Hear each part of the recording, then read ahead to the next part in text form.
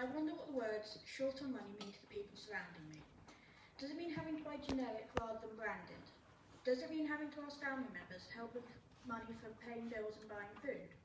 Or is it even choosing between a roof over your head and food in your stomach? All these are possibilities that should not exist in this country. My own personal experience is that of a young disabled adult, sheltered from the facts of life by a loving mother for a long time, but having made a gradual process to become aware of the harsh truths of life, where there is never quite enough money to cover all increasing expenses. A world of walking the tightrope between the breadline and nothing at all. I live with my mother and younger sister and brother. My sister is undiagnosed but clearly ill. My brother has several diagnoses, myself even more, and my dear mother is finding out what years of devoted care to her beloved children is going to cost her. Gradually I have come to realise that things are not just difficult, but an everyday battle we have become conditioned to fighting without questioning. I also realise it is getting worse, more rapidly all the time.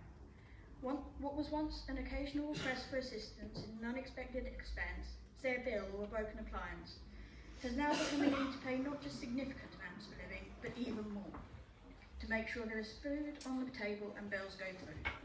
Indeed, I suspect my mother still hides the true extent of our fight from us, sheltering us from the bitter truth as she always has done. When she asks for money, it is not that she has none, but no arranged overdraft too. So I do sometimes wonder what the world looks like from other people's perspectives. I look around and I wonder how many people who smile when they're out in the street are crying and shattered souls on the inside, stressed, worn from their own battles. How many people will fight this battle their whole life, who even feel secure? And what does that mean now? How many will lose their fight, and even if they don't, how long will it take to weaken and crumble them? I know, though our battle has been less than 20 years, my mother is already paying her cost. For me, the very worst part of living this daily fight, this delicate juggling act, is to live it with someone you love. If you see a stranger in this situation, emotionally you can distance yourself from their plight. Perhaps you fear that one day that may be you. However, when it is someone you love, when it is your siblings struggling with their futures, when you watched your beloved mother buckling and crippling under the weight of her burden, the fight that she has fought on your behalf, yet there's nothing you can do to help her because you're in the fight alongside her. I am watching poverty cripple my mother and potentially destroy my siblings' futures and my own. I could fight the fight, but I choose to question it instead. Why have things gotten so much worse when financially our income is not much changed? Why are so many people crumbling under their burden and losing their fight? Why, in a country such as this, is all I see around me poverty? Should there not be more help for those who need it, whose numbers are growing all the time because nothing is being done? Why is that not in place, and how can change be implemented so it is not only there, but not a commonplace need? I am Molly, a young disabled adult, and I am here as not just the voice of one, but many. Speak out and say not only is change needed, but needed urgently. And rather than just fight to get by, I choose to make poverty, if not a thing of the past, then a very rare occurrence, yet with help still there for those in need. Thank you.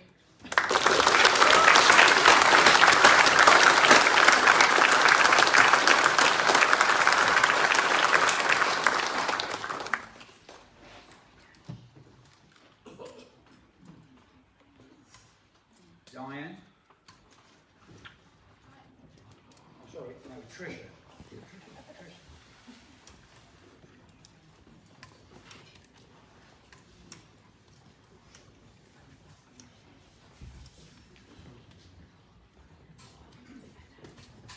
I just want to bring to attention basically things that happened to me in my life.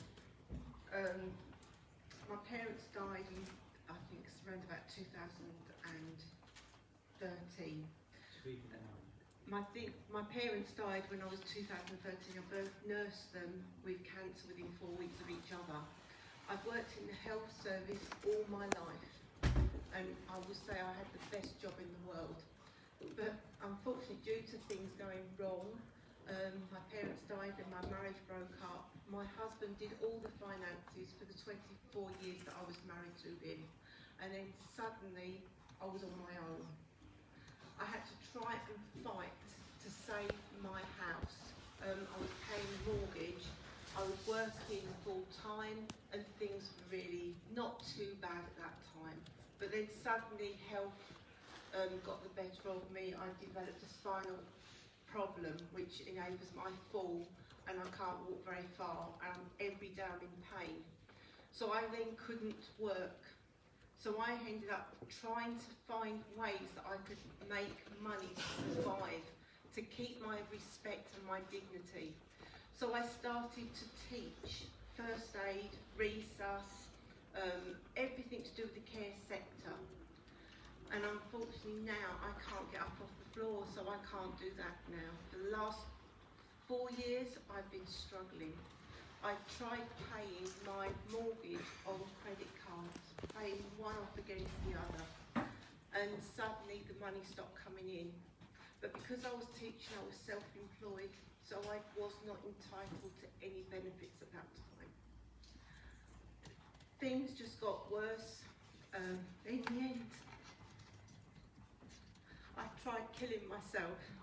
I tried to jump off of a bridge because I just felt that I was on my own, no one around. My son tried his best.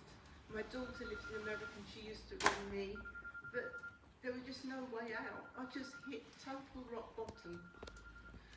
Eventually, I went to a church. One of my friends took me, and I met a lady there who was actually fantastic. She works for Christians Against Poverty, and you do not have to be a Christian for them to help you.